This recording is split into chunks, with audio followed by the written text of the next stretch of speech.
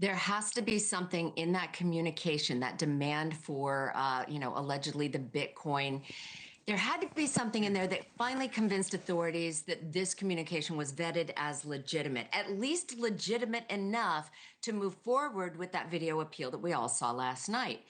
But now that the family has said, hey, we want to talk to you, we want our mother back, you would think that they would get yet another return communication if these kidnappers or captors are actually in existence and they are begging for proof of life. I mean, that's how you get the money if you want the money, because even though the FBI can say we don't negotiate, with hostage takers, the bottom line is it is the family's call. And Savannah, no doubt, has money to pay a ransom and probably wants to. So you would think that after last night, they would have gotten in touch somehow. They've been sophisticated enough to get away with it this far, no tire tracks, no footprints, so many things they've gotten right. But then why not ask for the money? So you're right. I actually am on your team, Chris. I'm not at all sure that this demand for ransom actually is legitimate. If we don't hear from them, that could mean two things. That there was a hoax to start with, or that they don't have anything to negotiate with at this point. Jason, what do we need to know about what assumptions are made? Is there a rationale behind the reasoning that we've seen in the family's videos so far? Is this part of how you do these things early on, and if so, why? Yep, that's right, Chris. What you're seeing is a thorough investigation, and even though it may be a hoax or it may not pan out, you have to treat it like it is, and everybody's been saying that. And the reason is you want to open up these lines of communication. You want to try to do all the things, have the negotiators sit down, brief you on what's happened in the past, what's worked, and provide some guidance and some language that kind of opens up a pipeline. And so far, that's not happened. Also, while people are always concentrating, we're always talking about these daggone... We're talking about the negotiations part of it, but really there's another part of the investigation that people don't know. We've seen that narrowing of the timeline, and now the people are working on that part of the case too that may not necessarily be working on this hoax or type of negotiation thing. Jason, is there a timeline of when you expect to hear if it is a legit ransom situation, and does that timeline shift on the basis of what kind of person has been taken and what the context is?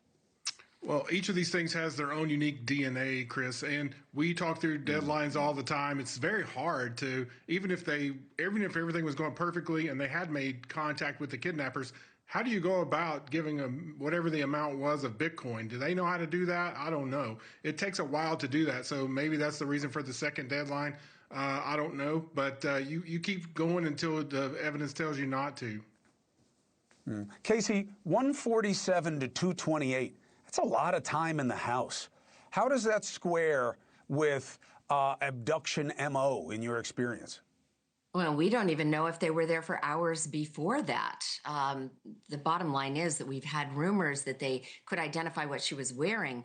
And, until today, I was like, well, that's useless. The color of her pajamas, no one knows what she wore to bed. And now I'm beginning to think that they may have gotten into the house much earlier, maybe even through the garage door as it was closing. So they knew what she was wearing at dinner. But, the bottom line is this timeline is narrowed to just a few minutes now. This is going to help the masses of people who are working on the digital, if you will, imprint of that area. And this is not my wheelhouse, but they are going to be looking at every cell phone that pinged in that particular area at that time. They're going to be looking at all the license plate readers. They're going to be looking at all the neighbors' cameras. Narrowing the time, you think that's that's so much better than sometime between 1 a.m. and 4 a.m. Now we have a very 100%. Narrow period of time that they can focus on. 100%. And I think that will help. Yeah.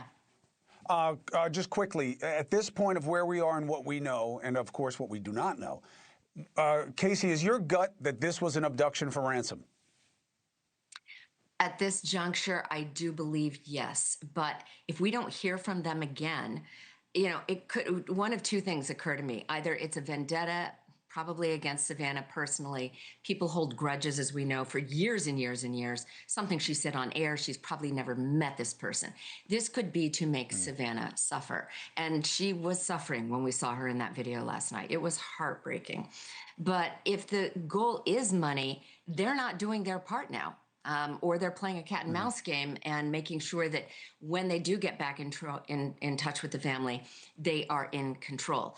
Let's not underestimate these people. So far, they've gotten away with it for 4 solid days, and we don't want to treat them like they're stupid. They are in control at this juncture. The only thing that could go south is if they lose Nancy and don't have anything to negotiate with, and then they could just disappear completely. Then the family will have no closure, and that is the worst case scenario. Jack, what does your gut tell you? Well, I think there's going to always twists and turns in these cases, Chris. We've looked back at all the things that have happened. Sorry, Jason. It's okay. I answered it, whatever. But during these types of cases, there's always twists and turns that we don't see coming. The FBI's prepared for that, along with Pima County, so they'll be able to handle what comes up. They probably recorded another video. Probably the reason you saw the brothers' video today was to make sure that, hey, we're on point, we're on the deadline, we're here waiting at that time that they released it. So I wouldn't be surprised if there's another video that they recorded that they would release on Monday when that deadline passes, should they not make contact with anyone. Jack is to Jason is a lot better than instead of being called Chris, being called Andrew, which is what I've had to deal with. Let me tell you, you did a lot better than I did. Casey, thank you very much. Jason Pack, it's great to have you on the show. Thank you for this. Hopefully, like I say every night with this, hopefully we have more information and better information, and soon. All right. Thank you for watching. Subscribe below and download our NewsNation app right now on your phone, and you will get fact-based, unbiased news for all Americans.